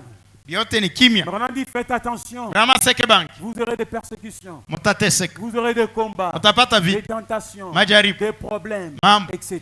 Na ile yote. Il y avait un certain moment, Kwa wakati fulani. moi que vous voyez, Mimi nao. même entendre, même en cours de route, Mie sikwanja kupenda kushikia hata munjia. même insulte tout le monde en achamula muntu. Quelqu'un qui insulte Moi, seulement la cela, ça personne. me faisait mal au cœur. Ile ilianza kunyuma moyo. En cours de route, Munjia. j'étais comme un fou. Ilikuwa sawa Des majibu. fois, vous allez me voir, je me retire à côté de la route. Barangine mutanyona mimi naenda Tu pembeni. vas penser que je me cache un peu le soleil, mais j'ai pris. Utawazia sasa mimi nafichama jua lakini mimi naomba. J'ai prié. Mimi naomba. Mumbashi, j'ai murmuré. O Tu miro vas voir que je me gratte, mais j'ai pris. na nilikulutsa kwa mkichwa lakini naomba. Je me disais, qu'est-ce qui m'arrive? Nianza kusema nini inanifiki. Chaque heure de prière, Kila saa maombi. je me retirais. Naanza kwenda Où pembeni. que je sois, Fashi yote je nitakuwa. vais murmurer. Mimi nitanungunika. En cours de route, Munjia. je m'arrêtais. Nashimama. J'ai prié. Naomba. 21h, 21. j'ai prié. Naomba. Minuit, j'ai prié. Naomba. Par la grâce de Dieu, 2 fois 3 heures. Kwa neema ya Mungu saa 3 j'ai asubuhi. prié. Mimi naomba. Alléluia. Alléluia. C'était des moments merveilleux. Ilikuwa wakati mzuri. Mais pourquoi as-tu abandonné ton premier amour? Kwa nini unaacha ile upendo wako ya mwanzo? Et toi, tu es la porte. Mlango ni mwembamba. Entre par ces chemins-là. Ingia kwa ile njia. Revenez à vos ailes. Rudia kubidii yako ya kale. David, reviens à ton aile. Baba bushemasha butapeleka kumbingu. Rudia kubidii yako ya zamani. Oh mes frères sœurs. Oh ndugu na badada. Demain c'est vendredi. Kesho ni mkazitano. Si toute l'église est remplissée. Kama kanisa yote irijaa. À 9h. Musa ken. Des gens à l'autel en train de prier. Batu mazaba benaomba. En train de chercher Dieu. Bena tafuta Mungu. Oh Seigneur, j'ai besoin de toi. Oh Bwana niko lazima na wewe. Seigneur, j'ai besoin Bwana de niko toi. lazima na Seigneur, wewe. redonne-moi ces ailes. Bwana unipe kule bidii. Redonne-moi cet amour. Unipe kule upendo. Oh mes frères sœurs. Bwana ndugu na badada. Je ne connaissais pas Haï. Mie sikujua yake Et kuchukia. même maintenant je ne connais pas Haï. Hata hapa sasa hata mimi nasikia bana sema Un chrétien ne connaît sitakuchukia. pas Haï. Mkristiani ashitachukia. Un chrétien ne connaît pas penser en mal de son frère. Mkristiani asiwezi kubeba tu ndugu yake anamweka pale sasa angara kale vile kile Un niwazia hapana. chrétien ne pense pas en mal de son frère. Mkristiani asiwezi kuwazia ndugu yake vibaya. Un chrétien, Mkristiani des fois ça fait mal mais il endure comme Christ a enduré. mara nyingine atasikia ni ngumi anaishikia. Oh frère, Oh ndugu, que Dieu nous aide. Mungu etusaidie. Que Dieu nous aide. Mungu etusaidie. Si seulement l'apôtre Paul, Kama tumtume Paulo. comme William Branham le dit, Sasa William Branham anasema, dans Quête, vous allez voir, mlienda kaona nini? il dit ceci. Anasema hivi. Oh mes frères et sœurs, Kwa ndugu na badata. Branham dit, Branham anasema, oh là là, oh my. oh. Il dit au paragraphe 3, eh bien, Kodi ya tatu. si nous examinons la chose, Kama tunaangalia kitu. il est difficile qu'au cours de la journée, Ni ngumu sana mkati ya siku. il ne se passe une heure où nous ne faisons pas quelque chose de faux. Hakuweze kupitikana hata saa moja. Saa zingine saa moja yenyewe inakuwa mingi hata une minute bila shaka kutenda hako kitu kibaya. Et il n'y a donc pas de petites fautes ou de grandes fautes. Hakuna ya kusema saha ule njo vraiment zobrata kuma zambi. Hakuna zambi munene na ya kiloko. Toutes sont grandes devant Dieu. Yote iko musawa paka mbele ya Mungu, iko sawa sawa mbele ya Mungu. Si donc l'apôtre Paul Kama mtume Paulo devait mourir chaque jour, yapaswa kufariki kila siku. combien plus devons-nous mourir chaque jour? Mara ngapi sisi tulipaswa kufariki kila siku? Si Paul Kama Paulo devait mourir chaque jour, apaswa kufa kila combien siku. plus moi mon frère? Mara ngapi mie ndugu yangu Devrais-tu mourir chaque jour? paswa kufa kila siku? Briser tes genoux Kuvunja magoti yako chaque jour kila siku à l'autel avec kwa Dieu. madhabahu na Mungu. Oh mon frère, ma soeur. Oh ndugu dada, Voyez? muone Et alors, If. je pense que si une personne a fait quelque chose de mal kama mtu anatenda mabaya et qu'elle est disposée à mettre cela en ordre, na iko tayari ya kutengeneza hivi, la vraie attitude chrétienne, c'est de lui pardonner. hali mzuri ya Bukristiani ni kumsamehe. Et je pense, frère Graham, Nasema njo ndugu Graham, je pense, frère David, nawazia ndugu David, que c'est là que les membres d'église d'unité tabernacle de partout aujourd'hui njo kule bamemba bamoja maskani na makanisa pali popote leo hii louent vraiment la chose. banashindwa kitu. Au lieu d'essayer de relever cette personne, Pahali pa kupima wako kuamsha ule ils mtu, continuent à l'enfoncer de plus en plus. banaendelea sasa kumwingisha mushimu kupita. Voyez Christ, Mwone Kristo, alors que nous étions les plus vils, hivi sasa tulikuwa bachafu, il s'est abaissé anelishusha et nous a pris. anetubeba. Et ainsi, Hivyo cela montre combien nous devrions aussi avoir ce genre d'esprit. na inaonesha vile tulipaswa kuwa na ile roho sawa ya Yesu. C'est le genre d'esprit que tu dois avoir. Jo roho ya ile unapaswa Et kuwa na rabaisser et ramasser ton frère. kumlokota ako ndugu yako. Mais qu'est-ce que tu fais? Wewe unafanyaka nini? Qu'est-ce que je fais? Mimi nafanyaka Je nini? l'enfonce. Mie mububaya bule njo mimi nabeba na mazembe na chimbula na njimu naongeza tena ma profondeur njo kwenda kamuchika mzuri. Frère, sœur, Ndugu na dada, il y a des fois je me dis, Seigneur Jésus, kuko mara nyingine nasemaga Bwana Yesu, prends-moi même en ces moments ici. unibebe hata mu hii wakati. Le moment où je suis en parfaite communion avec toi. Wakati ile tu niko mu ushiriki na wewe. Le moment où tout va bien dans ma relation avec Dieu. Wakati ile niko mu mapatano mzuri na wewe. Seigneur, aide-moi, prends-moi même. Bwana unaibeba tu mu hii wakati. Si tu sais que demain, Kama unajua kesho je pourrais t'abandonner, nitakuacha. unibebe leo. Prends-moi maintenant même. Amen. Amen. Mon frère, ma soeur, un vrai chrétien, Mkristiano. celui qui, des fois, il s'arrête, il regarde où il était avec Dieu. Mara ngine anapaswa simame aangalie kule alikuwa na Et Mungu. où est-ce qu'il est avec Na Dieu. hapa sasa eko mu hatua kani na Mungu. Je viens de donner mon témoignage. Natoka mkuleta ushuda. Amen. Amen. C'est un témoignage qui fait mal. Ushuda na Mais je l'ai dit. nasema Ça n'engage que moi. hii mambo inanyangara ni Cela mimi. est enregistré. Ile bana bamba. Cela ira peut-être sur YouTube. Ile itenda pa Je YouTube. parle de moi. Ina senju yangu. Comment j'ai relâché. Vile mimi naacha. Oh, mais tu es prédicateur. Ashuko mubiri. Oui, je suis prédicateur. Ndio niko mubiri. Être prédicateur Kwa mubiri. ne fait pas de toi une personne candidate dans l'enlèvement. Haikufanya kusema wakati kunyanyuliwa kutafanyika wewe utenda kwani unahubiri hapana. Amen. Amen. Je n'ai pas dit que j'ai abandonné le Seigneur Jésus-Christ. Mimi sisemi naacha Bwana Yesu Kristo. Non, non. Hapana. Je n'ai pas dit que je n'ai pas des espérances avec lui. Sisema mishi na maisha binafsi nayo. Je peux te donner de bons témoignages Naweza kupatia mashuhuda que muhimu. j'ai eu avec Jésus hier, Ile nipata na Yesu jana, avant-hier. juzi. Mais que cela n'empêche Ile que haizuizi. je ne parle où est-ce que j'ai relâché. Ya kusema niseme nifuashi kani mimi naacha ko mimi nalegea. Ce n'est pas toute la maison qui coule, mais qu'on n'a qu'à pas cantoune quelque part. Nyumba hata unayenga je unaweka jiprok kunekalaka paka papo utona Et paka tu dois tashi na boucher nguvu. là où il y a le trou. Na wewe unapaswa uzibirie pale peko tundu. Mon frère, ma soeur, je sais toi aussi, tu as quelque chose à te reprocher. Nduku mbele ya neno ukupaka na kakitu kwale ndani yako utasema hii ni kweli. Tu ne peux mentir tout le monde, mais tu ne peux jamais mentir la conscience. Batu unawezi kubalanda bote unebapakala buza, lakini zamiri yako tu wewe moyo pale utekala itakwambia tu ka sauti kabupora sasa hapa shunona sasa ulipakala bantu bongo. Effectivement, mon frère. Kweli ndugu, Seigneur, aide-moi. Bwana unisaidie. Que je dise, je ne sais pas comment vous le dites. J'ai envie de vous dire quelque chose, mais le Saint-Esprit, que le Saint-Esprit vous révèle cela. Niko lazima kumiambia kitu fulani, siwe na mbona kumiambia, lakini Roho Mtakatifu amefumililie hicho. Oh mon frère, ma soeur. Uko data. Il y a des fois comme ces derniers jours. Uko mara nyingine saa siku ya mwisho. Des fois comme en blaguant. Saa mchezo. Je dis même aux gens que je suis avec, maintenant si je mourrais. Naambia hata batu pale niko na bose kama na utari. Mais je suis jeune. Niko kiana. Mais pourquoi Béatrice bien nikuya? Pourquoi certaines pensées là m'arrivent? Parce que sur la terre il n'y a rien. Pa dunia ndugu yangu hapana kitu. Yesu ndio mwisho. C'est Jésus qui est la finale. Acha Yesu ingie ndani yako. Laisse que Jésus entre dans ton âme. Acha Yesu akome ndani mwako. Ah, laisse Jésus qu'il croisse en toi. Peut-être c'est la dernière prédication que je donne. Saa zingine ujue njoo kufasiria kwangu kwa mwisho mimi nafasiri. Peut-être c'est la dernière réunion que tu assistes.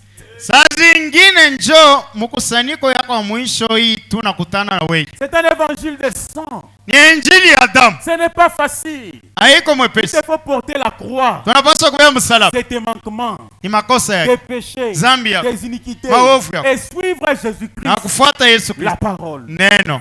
Oh mon frère, Rondo. j'ai pas envie d'arrêter.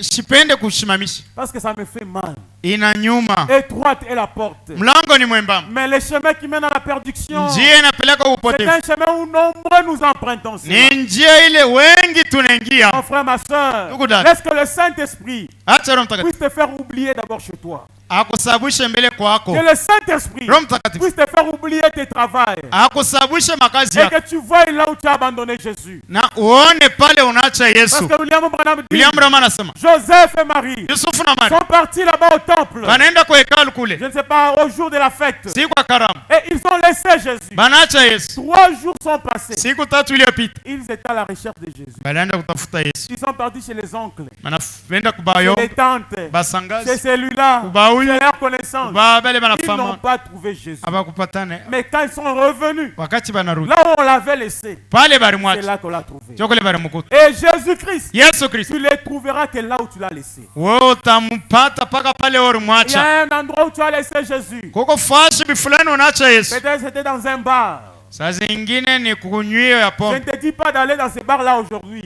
Mimi sikwambia se uende kwa ile nganda Mais leo. tu peux les retrouver à l'hôtel maintenant. même. Unaweza kumpata kwa Seigneur, madhabahu. je t'avais laissé tel part. Bwana nilikuacha fashi. Par la repentance. Mukutubu. Seigneur, aide-moi. Bwana unisaidie. Oh, je vais te retrouver. Napenda Je vais nikupate. marcher avec Napenda toi. nitembee na wewe. Parler avec toi. Sema na wewe. Dormir avec Kulala na toi. wewe. Oh, penser avec toi. kuwaza na wewe, Aimer comme toi. kupenda sawa Oh, wewe. que le Seigneur nous aide. Bwana Que itusaidie. Dieu t'aide, toi qui m'écoutes. Mungu akusaidia. Si Unanisikia? seulement tu m'écoutes, mon frère, Kama unasikia tu ndugu, écoutes le Seigneur Jésus. unasikia Bwana Yesu, Il t'aime. anakupenda, Il veut que tu reviennes. anapenda urudi. Que le vendredi, Mkasta, que tu vois que c'est ton jour. uone ni siku Où yako tu dois être avec ton Dieu. ule unapaswa kuwa na Où Mungu. que tu sois. Fasi yote Même au utakuwa, travail. hata kukazi, Où que tu sois. fasi yote Tu utakuwa, peux mettre ton hôtel. unaweza kuweka Et la madhabahu. véritable hôtel, Na madhabahu c'est yako ton cœur. ni moyo wako, C'est ton cœur. ni moyo wako, C'est ton cœur. ni moyo wako. Si tu as le temps, Kama kuna wakati, un temps, mon frère, cours à l'église. wakati ile unapata Cherche kimbia kanisa, Dieu tafuta Mungu individuellement. na kwa Si upekee. tu es à l'école, Kama uko ushuru, un empêchement, uzuizi, que Dieu seul sait, ile Mungu peka anacho, ton cœur est un hôtel.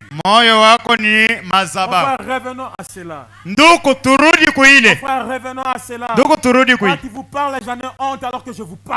Mi hapa mi nimeambia, mi nashikia haya hapa mi nimeambia. Si j'étais sur la chaise là-bas Kani nilikuwa hapa kichi pale, et que quelqu'un parlait de moi ainsi, na mtu anaanza kusema juu yangu hivi, savez-vous ce que je ferais? unajua kile paswa kufanya? Je m'inclinerai.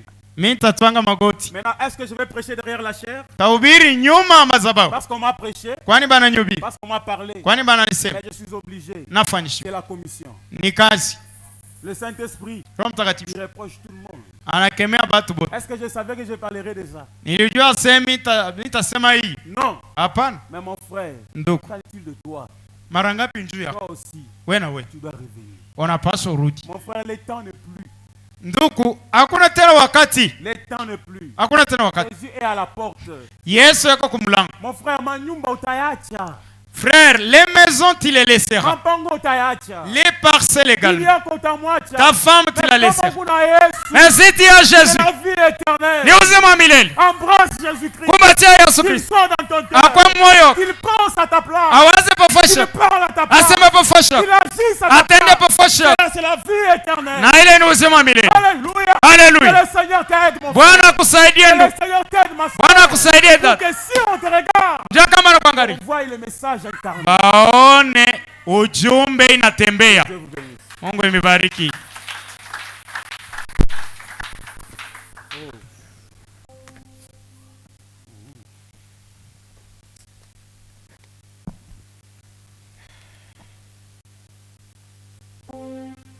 Près de la croix, gardez-moi.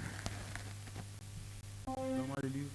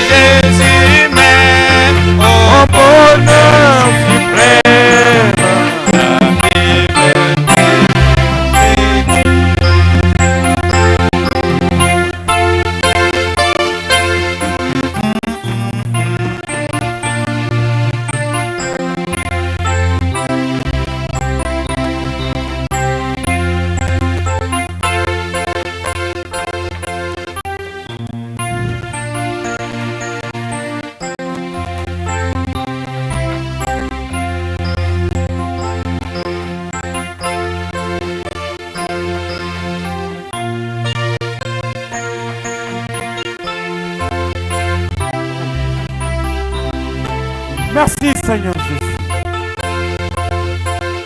Alléluia.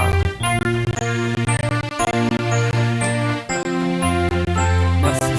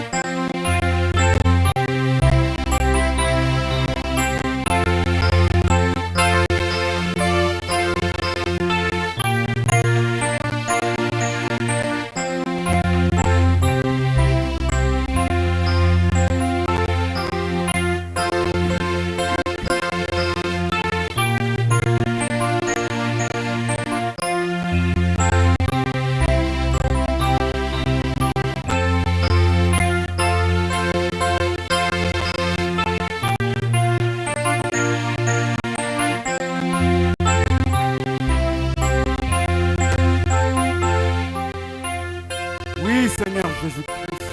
Ndiyo Bwana Yesu Kristo. C'est vrai Seigneur. Hakika ni kweli. Cela a été écrit. Imeandikwa. Et cela suffit. Na hiyo inaenea. Ce jour-là à la croix. Ile siku Kalvari. Tu as dit tout est accompli. Wasema yote imetimizwa. Tu as accompli pour mes péchés. Natimizwa njoo ya dhambi zangu. Tu l'as accompli pour mes manquements. Natimizwa njoo ya makosa zangu. Pour mes faiblesses. Njoo ya udhaifu zangu. Oh Dieu merci. Bwana asante. Oh regarde-nous Seigneur. Tazame Bwana. Mon frère a prié, a pleuré. Ndugu analia naomba. Se rappelons de là où il t'a laissé. Anakumbuka pale anakuacha. Oh Dieu, nous avons relâché quelque part. Mungu tunaacha fasi bifulani. Oh j'ai honte de moi. Nijisikia mipeke haya. Je me sens indigne Seigneur. Bwana nijiona sistahili. Même pas-il d'être appelé enfant de Dieu. Oh, sistahili hata baniite mtoto wa Mais Mungu. par ton amour et ta grâce. Kwa neema na upendo wako. Tu as baissé tes yeux. Unashusha Tu macho. m'as ramassé. Unanichagua. Tel que je suis. Vile niko. Avec mes manquements. Makosa Et tu ya. as fait de moi ton enfant. Unanifanya mtoto wako. Seigneur, merci pour cela. Asante. Merci pour ton amour. Asante kwa upendo Merci wako. pour ta grâce. Asante kwa neema. Qu'est-ce que je peux te donner en retour? Takupa nini? Tu nous as donné cette parole. Natupa hii neno. Oh Dieu, difficile. Bwana, neno ya nguvu. Un message difficile. Ujumbe ya nguvu. Une prédication dure et rude. Mahubiri ya nguvu na ya riwe. Il a attaqué la chair jusqu'au dernier bond. Ile inashambulia mimbali na kukiti ya mwisho. Et toi seul, tu as prouvé que tu es le maître de la réunion. Na wewe peke unaonesha kusema njo mwalimu wa meeting. Seigneur, je te dis merci pour m'avoir reproché. Bwana, nakupia asante kwa hivyo unanikemea. Je te dis merci pour avoir reproché ma soeur. Nakupia asante kwa hivyo unakemea dada yangu. Je te dis merci pour avoir reproché mon frère. Nakupia asante kwa hivyo unakemea ndugu zangu. C'est pour que nous puissions revenir sur le droit chemin Ndio turudi mu njia mwema. et marcher avec toi. Nakutembea nao. Seigneur Jésus, dans ce monde, il n'y a rien. Bwana, mu hii dunia hakuna kitu. Seigneur, en une minute, tu m'as montré Bwana, mdakika moja unanionyesha. pour dire qu'il n'y a rien du tout. Sasa hakuna kitu. Le vrai bonheur, c'est toi en moi. Furaha ya kweli ni wewe ndani yangu. Le vrai bonheur, c'est le Saint-Esprit en moi. Furaha ya kweli ni Roho Mtakatifu ndani yangu. Oh, je vais laisser mon père, ma mère. Taacha babangu, mama yangu. Je vais laisser les études et toutes mes connaissances. Taacha usomi wangu na kubatu bote nafahamu. Un de ces jours, oh Dieu, je m'en irai. Siku moja taenda mimi peke. Mais j'irai pas seul, j'irai avec toi. Lakini sitaenda peke, taenda na wewe Yesu. Oh Dieu, pardonne-moi mon incrédulité. Kwa maana nisamehe kutokuamini kwangu. Oh Dieu, nous regrettons, oh Dieu, de nos manquements. Bwana, tunahuzunika kwa makosa yetu. Oh, pardonne-moi toutes les fois que j'ai été lâche. Bwana, unisamehe hivi nilikuwa muvivu. Pardonne-nous, nous avons grandement besoin de toi. Bwana, utusamehe, tuko lazima na wewe. Et unité tabernacle de vrais soldats de la croix. Kwanya moja maskani, baskari ba kweli ba msalaba. Qui prie, qui craint Dieu jour et nuit. Banaomba banaogopa Mungu siku na mchana. Avec le feu du réveil en eux. Moto ya uamsho ndani zao. Que nous te voyons agir au milieu de nous plus qu'auparavant. Bwana, utende kati yetu kupita na mbele. Par des miracles de prodiges. Miujiza na vishangazi. Et surtout que quand les âmes sont sauvées. Wakati ile manafsi inaokolewa. Oh Dieu, la parole était dure. Bwana, neno lilikuwa mgumu. Même te disons merci. Lakini tunakuambia asante. Merci pour ta parole. Asante kwa neno lako. Merci pour ce message. Merci pour la consolation. Merci pour la joie. Merci pour la paix. Toi, tu es le Dieu de la restauration. Je crois que tu as restauré. Tu as restauré cet amour. Tu as restauré ces ailes dans mon frère et même dans ma soeur. Accompagne-nous, Seigneur, dans ce chemin du retour. Et que ta paix et que ta joie remplissent nos cœurs de joie. Ne nous laisse pas partir seul, mais que tu nous accompagnes. Si tu nous accordes encore le privilège de nous revoir encore demain ici, en cette journée consacrée à toi, nous te donnerons merci. Oh, accorde-nous ta grâce. Bénis chaque frère.